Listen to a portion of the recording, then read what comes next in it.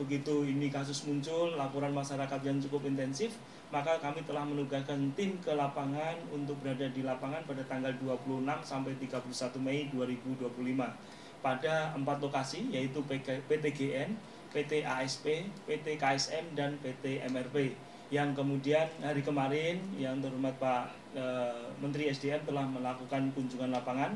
Kami mungkin akan beberapa hari lagi akan ke sana karena memang ada kegiatan lain yang harus kami tangani, terutama di Jakarta dengan kualitas udaranya yang kami agak prihatin, sehingga beberapa hal akan kami tangani dulu di Jakarta, kemudian kami akan ke sana dalam waktu yang sangat segera. Jadi ini kondisi foto udara yang diambil di PT ASP pada tanggal 28 Mei 2025. Maksudnya menggunakan drone, pakai drone ya, bukan foto udara tapi pakai foto drone. Next slide. Ini sebaran iup yang kemudian dilakukan pengawasan oleh teman-teman Gakum. Jadi kita telah menurunkan tim selama beberapa hari untuk melakukan tinjauan ke sana, dan insya Allah dalam waktu segera untuk melihat kondisi real lapangan, kami dan beberapa tim juga akan menyusul ke sana untuk melihat langsung kondisi fisik sebagaimana yang telah dilakukan oleh Bapak Menteri SDM, sehingga kita mendapat gambaran konkret terkait dengan permasalahan yang ada di Kabupaten Raja Ampat ini. Ada 4 lokasi yang menjadi sasaran kegiatannya. Pertama di Pulau Gak, yaitu suatu pulau di sisi sebelah selatan ke barat atau barat laut, barat daya. Kemudian ke arah depannya lagi ada Mayapun nomor 4 itu. Kemudian lokasi berikutnya di Pulau KW, kemudian di Pulau Maniran. Jadi yang kami sebut tadi Pulau Gak, Pulau Pele, Batang Pele, dan Mayapun, kemudian Pulau KW dan Pulau Manuran, itu keempat-empatnya merupakan pulau-pulau kecil sebagaimana yang disebutkan di dalam undang-undang terkait dengan pengaturan pulau kecil dan pesisirnya. Next slide. Kita akan satu-satu. Jadi ini semuanya foto udara atau foto drone yang diambil pada pelaksanaan kegiatan pemantauan lingkungan yang dilakukan oleh teman-teman pengawas lingkungan, yaitu di foto PTGN. Next slide. Ini posisinya. Jadi PTGN ini berada di Pulau Gak yang luasnya 6.300, sehingga dengan demikian termasuk pulau kecil yang memang nanti kami akan sebutkan dikecualikan atau tidak termasuk yang diprioritaskan untuk dilakukan pengelolaan berdasarkan Undang-Undang Nomor 27 Tahun 2007 maupun Undang-Undang Nomor 1 Tahun 2014 tentang revisinya. Jadi ini yang kemudian mengharuskan kita merevisi persetujuan lingkungan yang telah ada. Kita boleh sampaikan sebagai berikut. Untuk PTGN ini merupakan 13 perusahaan yang diperbolehkan untuk melanjutkan kontrak karya penambangan di kawasan hutan lindung nih sebenarnya, yang sampai berakhirnya izin. Jadi dulu di Undang-Undang 41 tahun 1999 itu hutan lindung tidak boleh dilakukan dengan penambangan pola terbuka, tapi dikecualikan terkait dengan 13 perusahaan ini melalui Undang-Undang Nomor 19 tahun 2004 tentang penetapan Perpu Nomor 1 Tahun 2004. Jadi intinya Perpu tersebut mengecualikan 13 perusahaan yang harusnya tidak boleh menambang di hutan lindung secara pola terbuka. Jadi hutan lindung itu tidak boleh dilakukan pola terbuka, tetapi kecuali 13 perusahaan termasuk PT GN ini diperbolehkan melalui Undang-Undang Nomor 19 Tahun 2004. Sehingga dengan demikian maka berjalanlah kegiatan penambangan nikel di Pulau Gak ini seluas 6.030 hektar. Jadi pulau ini sekali lagi masuk di dalam pulau-pulau kecil. Kemudian segala perizinannya sudah lengkap untuk PTGN ini. Jadi mulai dari IUP, kemudian juga persetujuan lingkungan. Jadi persetujuan lingkungan termasuk pinjam pakai, karena ini sekali lagi kami sampaikan hampir seluruh areal di Kabupaten Raja Ampat ini merupakan kawasan hutan, termasuk PTGN ini. Nah, PTGN ini secara status berada di kawasan hutan lindung. Nanti secara teknis tentu Bapak Menteri Kehutanan akan memberikan penjelasan kepada kita. Next slide.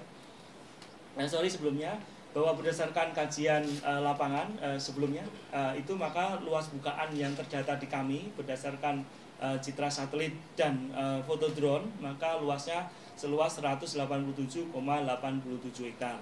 Next slide.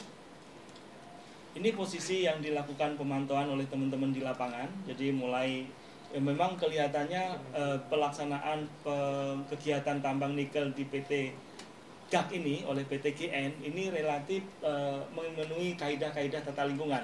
Artinya bahwa tingkat pencemaran yang nampak oleh mata itu hampir tidak terlalu serius. Artinya kalaupun ada gejala ketidaktaatannya lebih ke minor-minor saja. Tetapi ini dari pandangan mata, tentu masih perlu dilakukan kajian-kajian mendalam karena tentu sedimentasi itu sudah menutupi ini permukaan koral. Ada beberapa langkah yang harus kita lakukan. Jadi sudah kami sampaikan bahwa secara umum semua pulau ini dikelilingi oleh koral. Koral sebagai suatu habitat yang memang harus kita jaga benar keberadaannya, sangat pentingnya buat kehidupan kita semua, terutama yang bermuara nanti kepada di laut. Jadi ini yang kemudian kita nanti perlu dalami lagi. Tetapi secara teknis semua kaidah lingkungan yang dipersyaratkan di dalam pertambangan nikel di Pulau GAC oleh PT GN ini berdasarkan penilaian lapangan yang dilakukan sesuai dengan persetujuan lingkungan yang telah diberikan, maka semua kaidahnya telah dilalui. Next slide. Namun demikian memang ada beberapa hal yang harus kita pertimbangkan.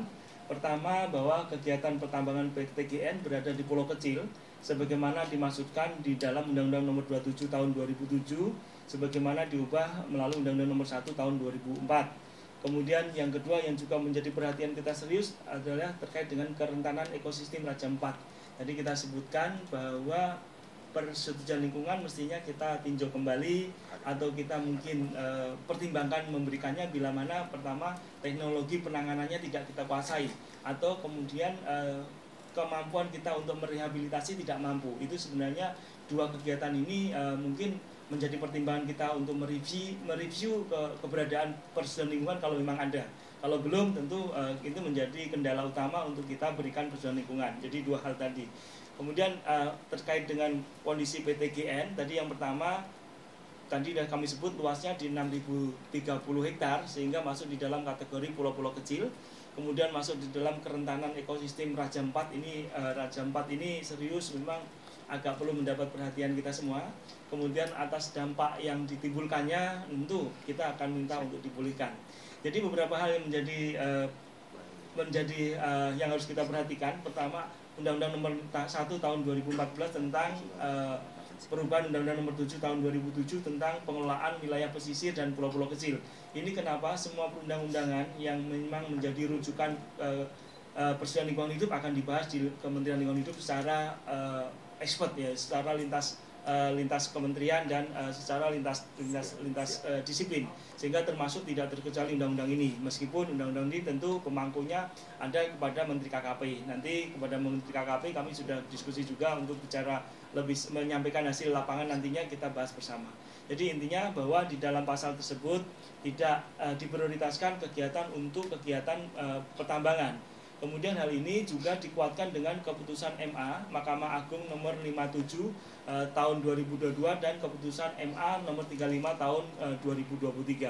Jadi keputusan MA itu kemudian menganggap bahwa pelaksanaan pelarangan kegiatan penambangan di pulau kecil ini dilakukan tanpa syarat. Jadi tidak boleh dilakukan kegiatan penambangan di pulau-pulau kecil berdasarkan keputusan MA nomor 57 tahun 2022.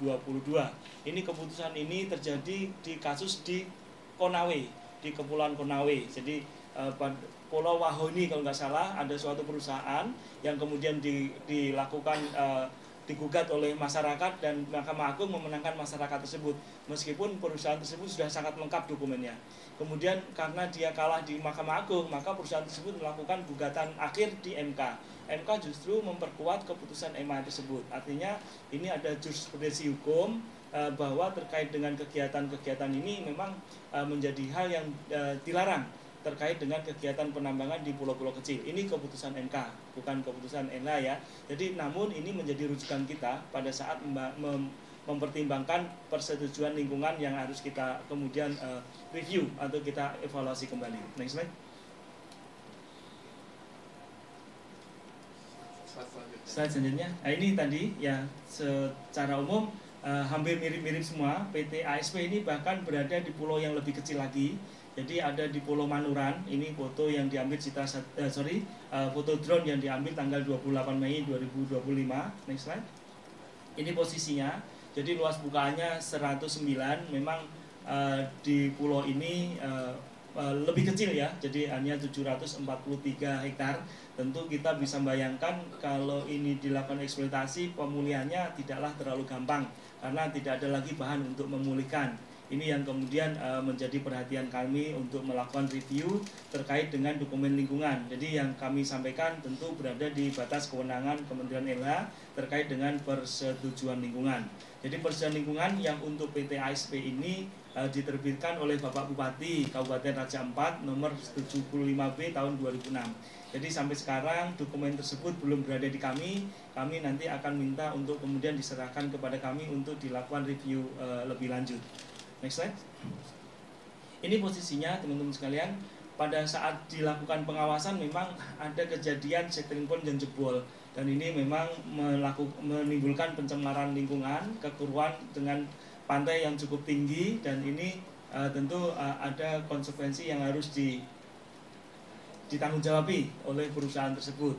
Jadi terlihat memang berbeda dengan PT yang satunya. PT yang ini memang agak beberapa penanganan lingkungannya agak perlu ditingkatkan ya. Jadi termasuk manajemen lingkungannya belum dia miliki sehingga kondisi lingkungannya tidak terlalu baik untuk yang berada di PT ASP ini di Pulau Manuran. Jadi Pulau Manuran ini pulau yang ada di atas tadi di bagian utara dari kepulauan yang gede Wagyu, ini posisinya seperti ini. Jadi ini sudah dikasih juga diberikan papan penyegelan oleh dari teman-teman penegakan hukum. Next slide. Jadi ini agak serius ini kondisi lingkungannya untuk pulau yang ada di Pulau Manuran ini, yang kegiatan penambangan nikel yang dilakukan di Pulau Manuran ini. Selain pulaunya kecil, pelaksanaannya kegiatan penambangnya kurang hati-hati sehingga ada potensi pencemaran lingkungan yang agak serius untuk di Pulau Manuran ini. Next slide. Ini juga telah dilakukan pemasangan pang pengawasan karena ini sedang kita lakukan tahapannya. Jadi teman-teman sekalian, kalau plang pengawasan itu dilakukan berarti tahapannya sedang berjalan. Mulai dari pengambilan sampel-sampel untuk di lab, kemudian penghadiran para ahli untuk memproyeksikan kerugian-kerugian dan kerusakan lingkungan yang ditimbulkannya untuk kita simpulkan apakah ini lari kepada penindakan pidana, perdata ataupun sanksi administrasi pemerintah. Sehingga biasanya diperlukan waktu agak lama karena mulai dari pengambilan lab, pengambilan sampel, membawa ke lab, menunggu labnya hasil lab, kemudian menghadirkan saksi ahli karena saksi ahli ini harus bersaksi di pengadilan pada saat diperlukan nanti. Sehingga menghadirkan saksi ahli ini biasanya memerlukan waktu yang relatif lama karena nunggu waktunya kesempatan beliau dan ahli yang kita datangkan. Sehingga kadang-kadang mulai dari pemasangan plang sampai pengambilan kesimpulan diperlukan 1-2 bulan waktu kita untuk mengambil tindakan terkait dengan pelanggaran suatu kasus lingkungan hidup.